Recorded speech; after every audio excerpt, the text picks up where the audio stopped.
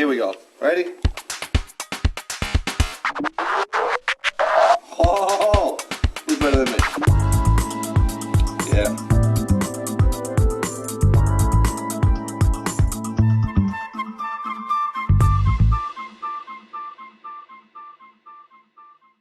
Alrighty. Well, I cut up that board. I made all new drawers. Now you see I have all the drawer sides, the bottoms.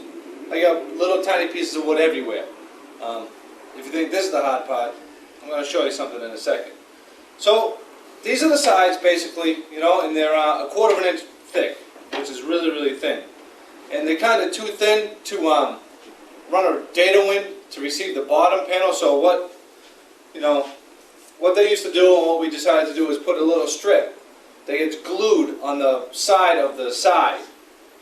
But hang on, I'm going to show you. Hang on, I'm going to walk over there. I just want to show you all the little friggin' tiny pieces of wood that I'm working on. And it's getting to me.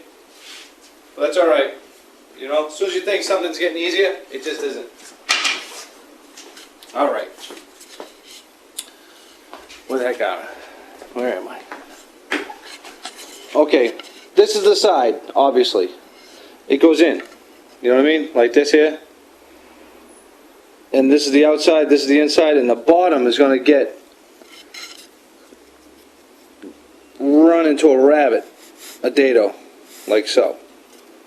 Well, you can't even friggin' see this, guys. So I need to cut a dado in here, and this is going to receive the bottom. And this is the layout line for the dovetails, okay? These dovetails are really, really tough. I'm just going to show you. Just going to lay it on you. Hey guys, man. Well, it's like the moment of truth. These drawers are really, really like tiny. Making a mistake now is like super, super costly. You've already seen me change out the blanks like twice now. And I'm going for these ones.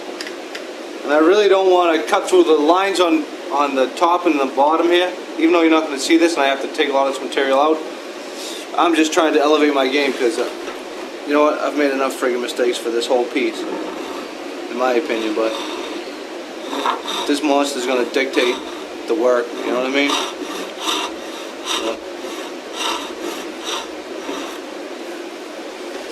It's really starting to get to me though, just to let you know. I need a friggin' vacation. Soon enough, guys, soon enough. I ain't done with this thing yet.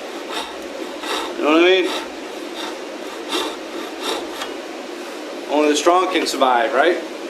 Alright. So there you go. You can see that I got this stuff cut up pretty good, you know? Look how little this drawer front is. I mean, this is the whole drawer. And this is the one that I've already cut apart. So, you know, like all dovetails, you need to make sure that this stuff's 90 degrees and this one right here doesn't stick beyond the shoulder line here. Because when you go to fit this, you want this nice seam to be tight, you know what I'm saying? So, I don't know, I'm pretty happy with it. It looks pretty good. This is number 1 of 8. So, I got a long, long way to go, but at least, yeah, I'm getting there. The front of it's pretty good. You can see that it's cleaned up, and the back is just still really, really rough and rugged. Rough and rugged and raw. But I'll clean all this stuff up after I make sure that I have the drawer fit inside the opening, and I can double check the front profile on this one. Alright guys, that's it. You already saw me cut this out, so you don't really need to watch me do this one. If I filmed all of this, you'd have about 2,000 hours of this. You guys would need a full-time job just to watch T chisel. Alright, peace out. Look at that little tiny drawer front. I mean, I've already cut it, shaped it, cleaned it up, and fit it into the opening. Okay, now what I needed to do was lay out my pin. Okay, this is a 1 in 5 because we want it to be a little more drastic. I don't know if you can see this gnarly grain in there, guys. Let's see if I can zoom in on it. But it is nasty. You see all this right here? It's not like a traditional dovetail where you can just drive down and drive over. I mean, this stuff is really, really flaky. So what I've been doing is kind of coming along this way. You know, just to try to get it out a little bit. And then hit it down. You know, basically, what I did was I cleaned it all out with this little tiny 1/8" chisel. And it's close, and then I'm going to flip it over and tighten up all the sides, obviously. But I just wanted to give you a little heads up. This thing's only 1/4 inch deep, you know, and it's really, really tough. It keeps getting hotter and hotter, you know what I mean? Every time I think that it's going to ease up on me a little bit and I'll be able to progressively get, you know, a particular segment of work done, it just doesn't seem to be working out. It's tough, man.